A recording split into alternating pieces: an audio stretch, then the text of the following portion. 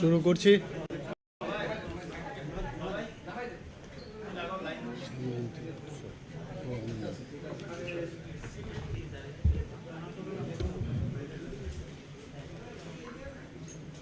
সাংবাদিক বন্ধুরা সবাইকে নমস্কার ও শুভেচ্ছা। আপনারা সবাই দেখেছেন যে আজকে আমি ত্রিপুরার মুখ্যমন্ত্রী হিসাবে শপথ গ্রহণ করেছি। তো মুখ্যমন্ত্রী হিসাবে এটা আমার প্রথম সাংবাদিক সম্মেলন। তো আপনারা ধৈর্য ধরে আপনারা এখানে সকাল থেকে আমি দেখেছি আপনারা এখানে দাঁড়িয়ে আছেন এবং অপেক্ষা করছিলেন যে কখন আপনাদের উদ্দেশ্যে আমি কিছু বলবো, রাজ্যবাসীর উদ্দেশ্যে কিছু বলবো। এর জন্য অবশ্যই আপনাদেরকে ধন্যবাদ জানাচ্ছি। দেখুন, ভারতীয় জনতা পার্টিতে আমি 2016-তে আমি যোগদান করি। তারপর থেকে আমাকে নিয়মিত বিভিন্ন ধরনের দায়িত্ব দেওয়া হয়েছে। প্রথম যে দায়িত্ব দেওয়া হয়েছিল সেই দায়িত্ব হলো সদর আরবানের পৃষ্ঠা প্রমুখ ইনচার্জ, এবং আমি চেষ্টা করেছি সততার সাথে, সিনসিয়ারিটির সাথে সেই দায়িত্ব পালন করার। এবং আমার ভারতীয় জনতা পার্টির কেন্দ্রীয় নেতৃত্ব ওনারা দেখেছেন যে আমি নিষ্ঠার সাথে সেই কাজ সম্পন্ন করেছি। সেই সুবাদে আমাকে 2018-তে আমাকে দায়িত্ব দেওয়া হলো বুথ ম্যানেজমেন্ট কমিটির ইনচার্জ। এবং 2018-র রেজাল্ট আপনারা সবাই জানেন। পোলিং এজেন্টের যে ট্রেনিং থেকে শুরু করে সমস্ত বুথগুলো কিভাবে সাজাতে হবে ইলেকশনের সময়, সেগুলোর সব দায়িত্ব আমার উপর ন্যস্ত করা হয়েছিল। এবং আমার যে টিম, সেই টিমকে নিয়ে আমরা কিন্তু সেই দায়িত্ব আমি খুব ভালোভাবে পালন করেছি। তারপর আমাকে 2019-এ যখন আমাদের সে পার্লামেন্টারি ইলেকশন হয়, সেখানেও আমাকে একই দায়িত্ব দেওয়া হয়, বুথ ম্যানেজমেন্ট কমিটি। সেই দায়িত্ব আমি চেষ্টা করেছি সঠিকভাবে পালন করার। পরবর্তী সময়ে আবার আমাকে দায়িত্ব দেওয়া হলো, এবং সেটা কঠিন কাজ, সেটা হচ্ছে বুথ ম্যানেজমেন্টের পর আমাকে দেওয়া হলো মেম্বারশিপ ড্রাইভের। আমাদের ভারতীয় জনতা পার্টিতে মেম্বারশিপের যে সংখ্যা, তার থেকে যে টার্গেট আমাকে দেওয়া হয়েছিল, আমাকে প্রায় 3 লাখের মতো আমাকে টার্গেট দেওয়া হয়েছিল। সেই টার্গেট থেকে আমি ডাবলের উপরে সেই টার্গেট আমি এবং আমার টিম, সেটাও আমরা ঠিকভাবে আমি করেছি। এরপর আপনারা সবাই অবগত আছেন যে আমাকে ভারতীয় জনতা পার্টির ত্রিপুরা প্রদেশের আমাকে সভাপতি করা হয়। সেই দায়িত্ব আমি এখনও আছি। সেই দায়িত্ব গত 2 বছর ধরে, 2 বছরের উপরে, 2 ইয়ার্স, প্রায় ধরুন 4 মাস থেকে 5 মাস, সেটাও আমি ঠিকভাবে চেষ্টা করেছি কাজ করার। এবং আমার যে টিম এবং আমাদের পার্টির বুথ স্তর পর্যন্ত সেই কাজকে আমি ওনাদের সহযোগিতায় আমি আমাদের যে ভারতীয় জনতা পার্টির যে সংগঠন, সেটাকে মজবুত করার প্রয়াস এবং চেষ্টা করেছি। এবং সেটা সত্যিকারের অর্থে ভারতীয় জনতা পার্টি ত্রিপুরা প্রদেশে খুবই আমাদের সংগঠন শক্তিশালী। পরবর্তী সময়ে আবার আমাকে বলা হলো যে মেম্বার অফ পার্লামেন্ট রাজ্যসভার, তার জন্য আপনার নমিনেশন দিতে হবে। সেটাও দিলাম। ইলেকশনও হলো, সেই ইলেকশনেও আমি জিতলাম। পার্লামেন্টেও আমি গেলাম, সেখানে গিয়ে আমি জয়েন করার পরে যেদিন আমি শপথ নিলাম, সেই শপথ নেওয়ার পর দিন আমাকে বলা হলো যে ডালং যে কমিউনিটি ত্রিপুরা রাজ্যের, তার একটা বিল লোকসভাতে পাশ হয়ে সেটা রাজ্যসভাতে আইন যদি পরিণত করতে হয়, সেখানে আপনাকে কিছু বলতে হবে। সেই ডালং যে কমিউনিটি, তাদের বিষয়ে আমি হাফ অ্যান আওয়ারের মধ্যে সেটা তার সম্পর্কে আমি জানলাম, জেনে সেখানে তার উপর আমি বক্তব্য আমি রেখেছি। এবং আমার এই বক্তব্যের পর এবং অন্যরাও যারা অপোজিশনের ওরা ছিল, তারাও বক্তব্য রেখেছে এবং সেটা আইনে পরিণত হয়েছে। তো যখন যখন যে দায়িত্ব আমাদের সর্বভারতীয় নেতৃত্ব, আমাদের পার্টি আমাদের উপর দেয়, আমরা সেটা চেষ্টা করি, সেই চেষ্টা পালন করার। এখন আমাকে বলা হলো যে ত্রিপুরা রাজ্যে মুখ্যমন্ত্রী হিসাবে আপনার দায়িত্ব পালন করতে হবে, এবং তার জন্য আমি অবশ্যই আমাদের সর্বভারতীয় সভাপতি জেপি নাড্ডাজিকে, আমাদের যশস্বী প্রধানমন্ত্রী নরেন্দ্র মোদীজিকে, আমাদের ইউনিয়ন হোম মিনিস্টার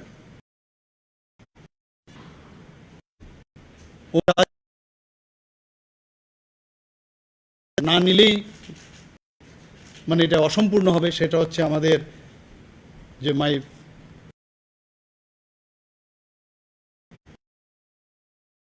মুখ্যমন্ত্রী কুমার দেবজিকে প্রতি আমার কৃতজ্ঞতা আমি প্রকাশ করছি। এখন পর্যন্ত যা যা দায়িত্ব দেওয়া হয়েছে সেইভাবে উপর থেকে নিচ পর্যন্ত, এই স্তর পর্যন্ত আমাকে কিন্তু সেই দায়িত্ব ওনাদের মাধ্যমে এসছে, এবং যখনই দায়িত্ব দেওয়া হয় দায়িত্ব হিসাবেই কিন্তু আমি সেই দায়িত্ব পালন করার চেষ্টা করি। এবং সেইভাবেও আজকেও আপনারা দেখেছেন সবাই যে আমার যে ফর্মার মুখ্যমন্ত্রীজি শ্রী বিপ্লব কুমার দেবজির সাথে আমার কেমিস্ট্রি খুবই স্ট্রং। সেই কেমিস্ট্রি আপনারা দেখেছেন।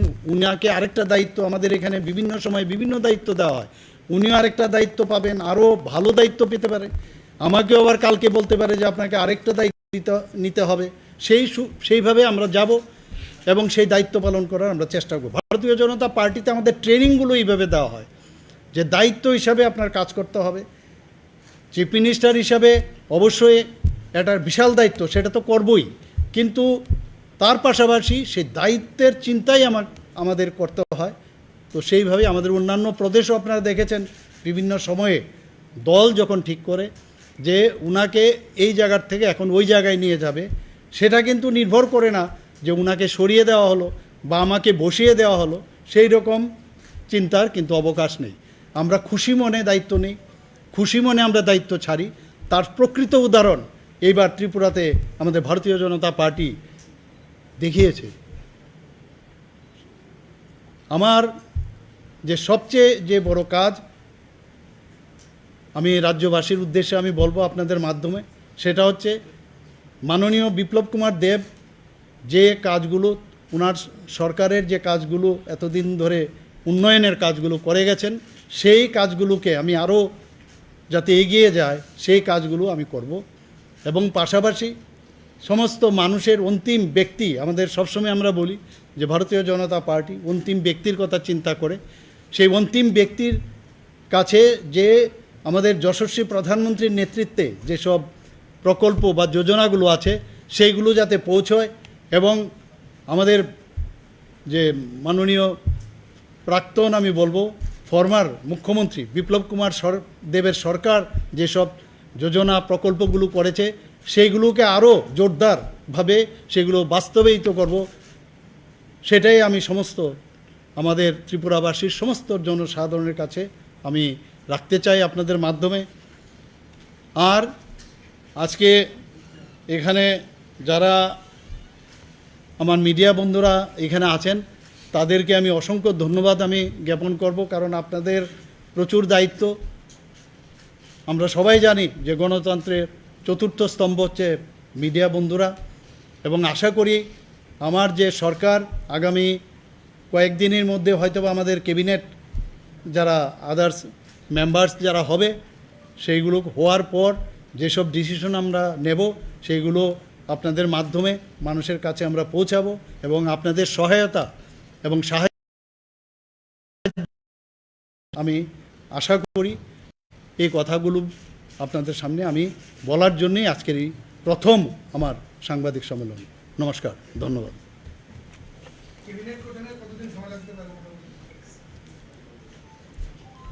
যে কোনো সময় হতে পারে, as early as possible, we'll do it. এখনো it is yet to be decided. It would be done. When it would be confirmed, we'll let you know. Why should I expose? Maybe, may not be, but recently, so at this moment, I cannot give you the guarantee or I cannot assure you. I cannot tell you. না না এরকম না, আপনি দেখেছেন আজকে সুন্দরভাবে সবাই ছিল, আমাদের সিস্টেম আছে। আজকে আমি নিলাম, কালকে অন্যরাও নেবে, এবং আমি আপনাদের কথা দিতে পারি যে আমাদের পার্টি অত্যন্ত ডিসিপ্লিন পার্টি, কোনো রকম অসুবিধা বা কোনো ধরনের সমস্যা হওয়ার বিন্দুমাত্র অবকাশ নেই। স্যার, মুখ্যমন্ত্রী হিসেবে দায়িত্ব পাওয়ার পর প্রাথমিক লক্ষ্যমাত্রা কি, এবং 23-এর বিধানসভা নির্বাচনের আগে আপনার এই মুখ্যমন্ত্রীর দায়িত্ব পাওয়া আপনার কাছে কতটা চ্যালেঞ্জের বলে আপনি মনে করেন? প্রাথমিক দায়িত্ব আমি তো একটু আগে বললাম আমার বক্তব্যে যে বিপ্লব কুমার দেবজির যে সরকার, সেই সরকারের যে উন্নয়নমূলক কাজগুলো উনি করে গেছেন সেইগুলোকে এগিয়ে নিয়ে যাওয়া, তো এই তো সবচেয়ে বড় কাজ। সেই কাজগুলো আমরা মানুষের, কারণ ভারতীয় জনতা পার্টি ডেভেলপমেন্ট ছাড়া কথা বলে না। সে ডেভেলপমেন্টের আপনারা সিমটম, লক্ষণ যাই বলুন, এগুলো আপনারা দেখেছেন, চাক্ষুষ আপনারা দেখেছেন, সেইগুলোকে সামনে এগিয়ে নিয়ে যাওয়া, শান্তি সম্প্রীতি বজায় থাকুক সেটার দিকে আমি আমার যে ক্যাবিনেট যে মিনিস্টাররা যখন শপথ নেবে, আমার সরকারের সেই দায়িত্ব সর্বপ্রথম, এবং আমাদের অপোজিশন পার্টির যারা থাকবে ওদেরকেও সম্মান দিয়ে আমরা সবসময় আমরা কাজ করে যাব। ওনাদেরও আমি বলবো যে ওনাদের সাহায্য খুবই প্রয়োজন। আপনি একাধারে মুখ্যমন্ত্রী এবং পার্টির সভাপতি।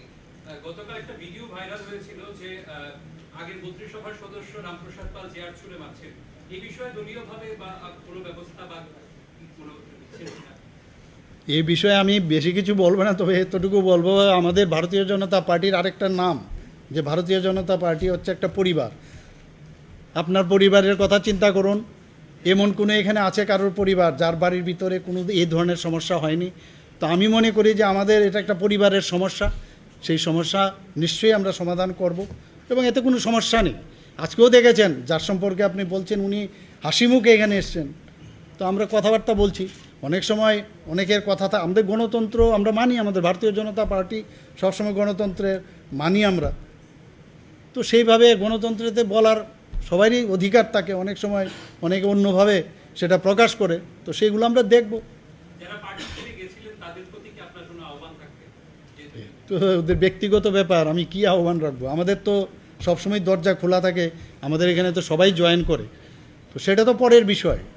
ভারতীয় জনতা পার্টি যে কেউ আসতে পারে, আপনারাও আসতে পারেন, জয়েন করতে পারেন, always welcome to our party. আপনাদের শরীর আইপিএফটির বর্ষিয়ান নেতা বা মন্ত্রী এনসিতে কর্মা উনি বলেছেন যে তাদের নাকি দাবি 3 জন মন্ত্রী, সেই ব্যাপারে কি কোনো চিন্তাধারা আছে? বর্তমান 2 জন আছে না, সেইভাবে আমার কাছে কোনো প্রস্তাব আসেনি, তো সেটা আমরা অন্যভাবে যখন প্রস্তাব আসবে নিশ্চয়ই আমরা দেখব, সেগুলো বিবেচনা করে আমাদের অন্যান্য নেতৃত্ব যারা আছেন, কেন্দ্রীয় নেতৃত্ব আছে আমাদের এখানে। আমি বললাম তো আমাদের একটা মানে কম্প্যাক্ট একটা ডিসিশন হয়, এরকম না ইন্ডিভিজুয়াল কারোর ডিসিশন হয়, তো সেইভাবে ডিসিশন যেটা হবে সেটা আপনারা জানবেন।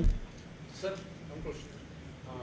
বিপ্লব দেবজি যখন মুখ্যমন্ত্রী হলেন, উনি ক্ষমতায় আসার পর বলেছিলেন রাজ্যকে নেশামুক্ত রাজ্য করবেন, ওনার একটা লক্ষ্য ছিল। আপনি মুখ্যমন্ত্রী হওয়ার পরে আপনার প্রত্যেকটা মানুষের একটা আলাদা লক্ষ্য থাকে, আপনার কি কাজ মানে প্রথমে যে মুখ্যমন্ত্রী হিসেবে? আমি তো বললাম যে আমাদের কারোর ব্যক্তিগত কোনো লক্ষ্য থাকে না, আমাদের পার্টির তরফ থেকে এবং সবাই মিলে যে ডিসিশন হয় সেই ডিসিশনগুলো সামনের দিকে, নেশামুক্ত ত্রিপুরা তো করতেই হবে, এর মধ্যে কোনো দ্বিমত নেই, পরিষ্কার। ওনার যেসব কাজগুলো আছে সেইগুলো আমরা সামনের দিকে এগিয়ে নিয়ে যাব, শান্তি সম্প্রীতি বজায় থাকুক, সেটা আমার main objective, AIIMS and objective. মানুষের সবসময় সুখে স্বাচ্ছন্দ্যে থাকুক, মুখে হাসি থাকুক, কে না চায়? তো সেই আশায় মানুষের যেন এখানে নিরাপত্তা যেন ঠিক থাকে, সেই বিষয়গুলো দেখব। একটা প্রশ্ন যে আর মাত্র 10 মাস আছে বিধানসভা, বাই দিস টাইম 4 জুলাইয়ের মধ্যে বাইরে এসে করতে হবে, আপনাকেও 6 মাসের মধ্যে জিতে আসতে হবে, কোনটা প্রেফার করেন? কোনোভাবে কি 23 এটা কি অ্যাডভান্স হওয়ার রিমোটও চান্স কি আছে? এটা তো পাটিগণিতের সমস্যা আপনি বলছেন, যাই হোক সেটা আমরা দেখে নেব, সেটা যখন যেটা হবে। আর আমাদের পার্টি সব বুঝে সুঝে সব কিছু করেন, তো আমার মনে হয় এটা নিয়ে খুব বেশি একটা আমার চিন্তা করার দরকার নেই, সে আমার সর্বভারতীয় যারা নেতৃত্বরা আছেন ওনারা চিন্তা করবেন। আমরা দেখব সেই বিষয়ে, যখন যেটা করার সেটাই করব। Sir, after being sworn in, you said that your prime objective will be development, Yeah. and to strengthen law and order security situation in the state. Why do you think law and order situation? No, regarding law and order, I did not tell. I did not tell like that. Law and order is good, very good. Always we claim. That should be maintained, I say. It should be maintained in strict manner. This is my motto. That I wanted to tell you.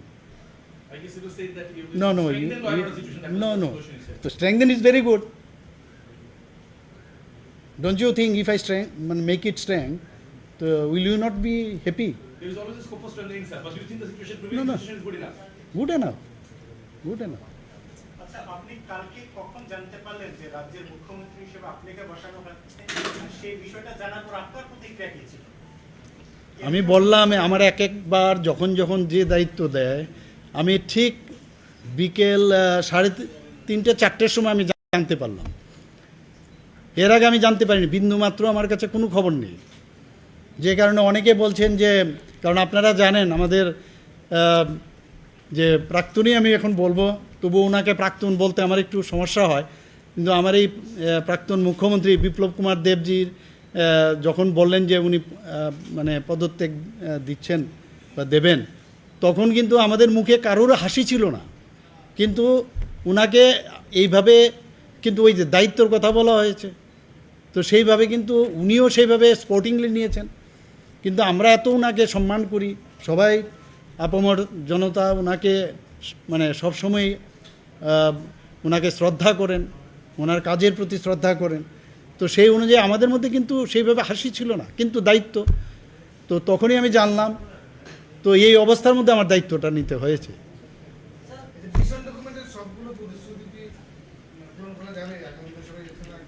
চেষ্টা করব আমরা।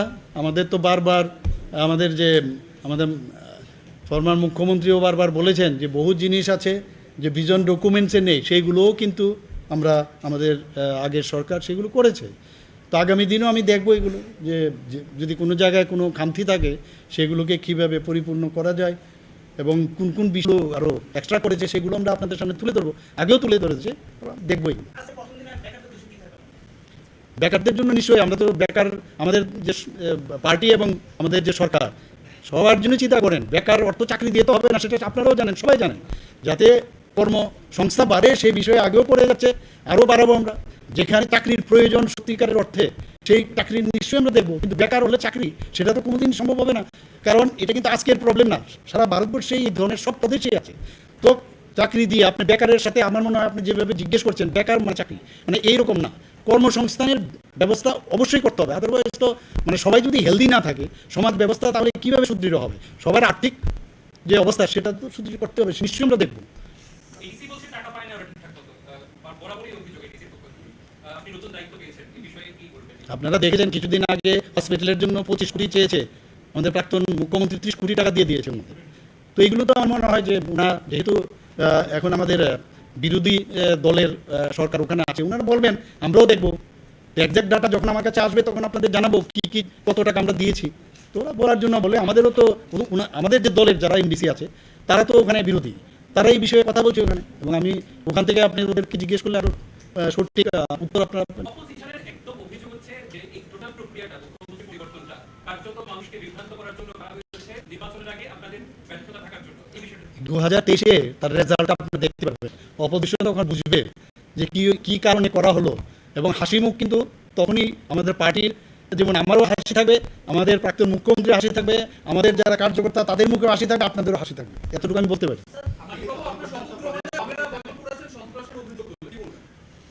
ওনারা তো কিছু একটা তো দরকার, ওনাদের কিছু একটা এজেন্ডা লাগে, আসতে অসুবিধা হয়, এইভাবে হলো না কিছুই। তো ওরা তো এই এজেন্ডা দিয়ে ওরা সবসময় এগিয়ে যায়, হচ্ছে না, পাচ্ছে না, এখানে নানা রকম অশান্তি, আইন শৃঙ্খলা ঠিক নেই। কোথায় আইন শৃঙ্খলা ঠিক নেই? আপনারা যে এসছেন কোথাও সমস্যা হয়েছে? বরং আপনারা যেভাবে আসেন আমারও সুবিধা হয়। আমি নিজে মানিকবাবুকে ফোন করেছি আজকে সকালে, মানিক সরকারকে আমি ফোন করেছি, প্রাক্তন মুখ্যমন্ত্রী, তো আসার জন্য। এটা আমার মনে হয় কর্তব্য, আমার সৌজন্যতা। সকালে ওনাকে আমি ফোন করলাম, ওনার সাথে আমার ব্যক্তিগত বহুদিনের পুরনো পরিচয়। উনি বলেছেন যে আমাদের পার্টির স্ট্যান্ড নিয়েছে যে এটা বয়কট করেছেন। তো আমি বললাম যে যাই হোক, আমার উচিত আপনাকে ইনভাইট করার, কারণ আপনি আমাদের বিধানসভার বিরোধী দল নেতা, তো অবশ্যই আপনাকে এটা আমার উচিত আপনাকে ইনভাইট করা। উনি সাথে সাথে বললেন ব্যক্তিগতভাবে তোমার সাথে আমার সম্পর্ক খুব ভালো লাগলো। তো তো সেভাবে আমি বলেছি, ওনারা আসেননি। তো আমি বললাম ওকে। ওই আবার দল ঠিক করলে আমি থাকবো, দল না ঠিক করলে আমি অন্য জায়গায় এখন যেমন আছি। তো এখন তাই কী করে উত্তর দেবো? আর সম্ভব নাও হতে পারে। বললাম তো একটু আগে, একই জিনিস তো কি বললাম।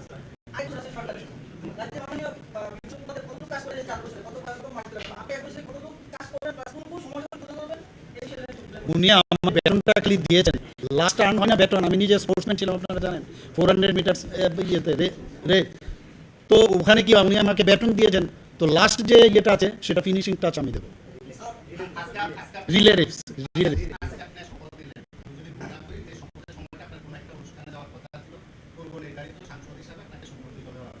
সংগঠন আপনাকে সংগঠিত করবে বা করার সিদ্ধান্ত ছিল, তাদের দীর্ঘ বছরের দাবি রাজ্যে একটি ডেন্টাল কলেজ স্থাপন। আপনি এই বিষয়ে আজ প্রথম দিন কি প্রতিশ্রুতি দেবেন? প্রত্যেক মুখ্যমন্ত্রী তাদের অনুষ্ঠানে গিয়ে প্রতিশ্রুতি দিচ্ছে ডেন্টাল কলেজ হবে, আজ পর্যন্ত করুন। তাকে আপনি সামনে রেখে একটা লক্ষ্য স্থির করে দেবেন, তার সাথে 50,000 বছরের বলুন প্রাক্তন মুখ্যমন্ত্রী। আপনারা হয়তোবা দেখেছেন যে আমি তো তখন মুখ্যমন্ত্রীও ছিলাম না, সংসদ ছিলাম। সংসদের আগেও যখন কিছুই ছিলাম না, তখন আমি ডেন্টাল কাউন্সিল অফ ইন্ডিয়াতে আমি গিয়েছি। সেখানেও আপনারা ফেসবুকে দেখেছেন যে আমি গিয়ে ওখানকার যে সেক্রেটারি আছে ওনার সাথে কথা বলেছি, প্রেসিডেন্টের সাথে কথা বলেছি। আমি নিজে, যেহেতু আমার জাত কিন্তু ডেন্টাল সার্জন, আমি ম্যাক্সিলোফেসিয়াল সার্জন পড়ে হয়েছি, পিজি করেছি, কিন্তু সেই তার উপর ভিত্তি করে এটার মধ্যে আমার একটা এফিনিটি থাকবে। তো the trees known by its fruits. আগামী দিন দেখবেন রেজাল্ট যখন বেরোবে, তখন হয়তো বা তখন আমি উত্তরটা তখন দেবো পেরেছি কি পারিনি। তোদের জন্য লাভ হবে, এতটুকু বলতে পারি।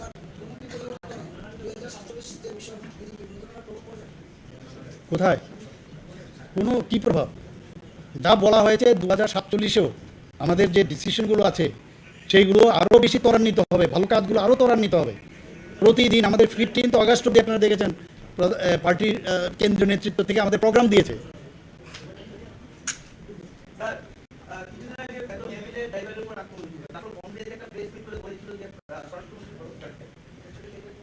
কিন্তু পুরোনো বিষয়, এগুলো আমার মনে হয় মাইল হয়ে গেছে। এগুলো নিয়ে আর এখন এই একটা শুভ অনুষ্ঠানে আমি বলবো, আপনারা একটা শুভ দিনে এসছেন, এই বিষয়গুলো না বললেই ভালো হয়।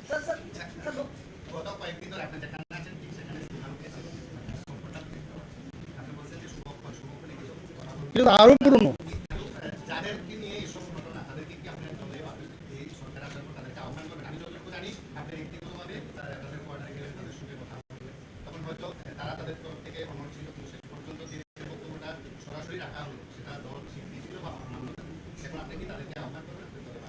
না সেরকম কিছু না, আহ্বান তো আমরা সবার জন্য।